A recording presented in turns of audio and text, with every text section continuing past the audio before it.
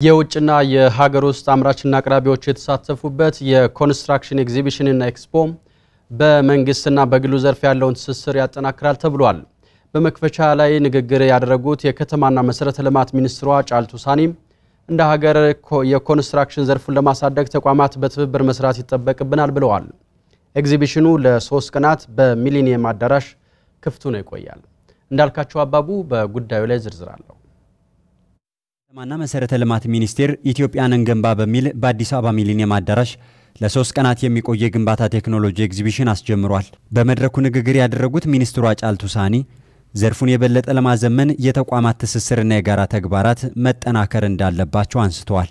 በውጤታማነት ለማስቀጠል ችግሩ በአንድ ተቋም ጥረት ብቻ የሚፈታ ባለመሆኑ የኮንስትራክሽን ኢንዱስትሪው ባለድርሻ አካላት መንግስታዊና መንግስታዊ ያልሆኑ ዘርፎች የዘርፍ ተቋማት የግል ድርጅቶችና ግለሰቦች አማካሪዎች ተቋራጮች የሞያ ማህበራት የግንባታ ዕቃ አምራቾችና አቅራቢዎች የፋይናንስና የግብዓት ተቋማት በአጠቃላይ የሁላችንም ርብርብ የሚጠይቅ ዘርፍ ነው።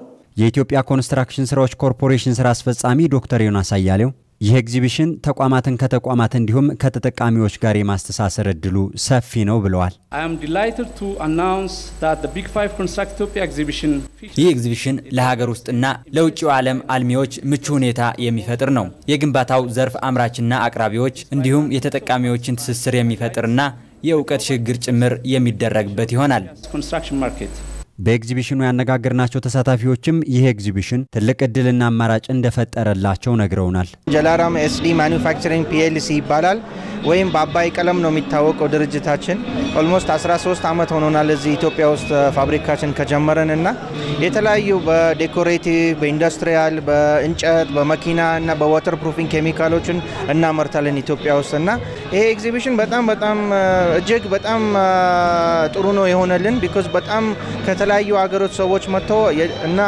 የሀገራችንም ድርጅቶች ብዙ ተቋቁሞ የመጡ ስላሉ ብዙ ሰዎችንም አትራክት አድርጓልና በጣም እጅግ ጥሩ ነው የሆነልን። በዚህ ሰዓት ላይ ብዙ ፕሮሞሽንም ሰርተን ያው ብዙ እድል ስራም እድል ያገኘን ነው በዚህ ሰዓት ላይ በዚህ ኤግዚቢሽን። It is very impressive that from the first day ኤግዚቢሽኑ ገና ከጅምሩ መሳጭ ነው። በርካቶች ተሳትፈውበታል። እኛም አዳዲስ ገበያና አዳዲስ ተጠቃሚዎችን አግኝተንበታል።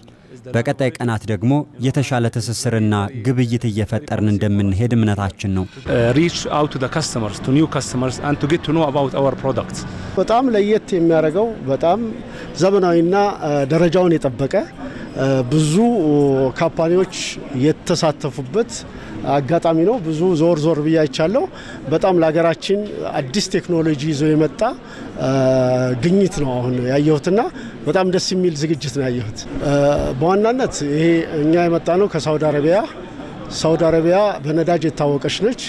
የነዳጅ ተረፈ ምርትን ወደ ፕላስቲክ ቀይሮ በፓይፕ መልክ እንደምታየው ለሀገራችን አሁን አንደርግራውንድ የሚሰሩ ትላልቅ ፕሮጀክቶች እንደ ህዳሴ ግድብ አይነቶች ለነዛ የሚጠቅሙ ስራዎች ነው ይዞ የመጣው።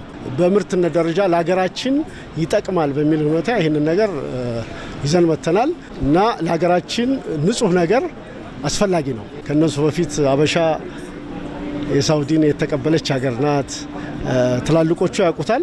እነዚህ ፓይፖች ለኢትዮጵያ አስፈላጊ ናቸው። እዛ ሄደን ይሄን ኤግዚቢሽን ብናረግ እድሉን እናገኛለን። ንጹህ ነገር እንይዝ ብለው ነው የመጡት። ኤግዚቢሽኑ ለተከታታይ 3 ቀናት ሲቀጥል በርካታ የእውቀትና የቁስ ግብይትና ሽግግር ይደረግበታል ተብሎ ይጠበቃል።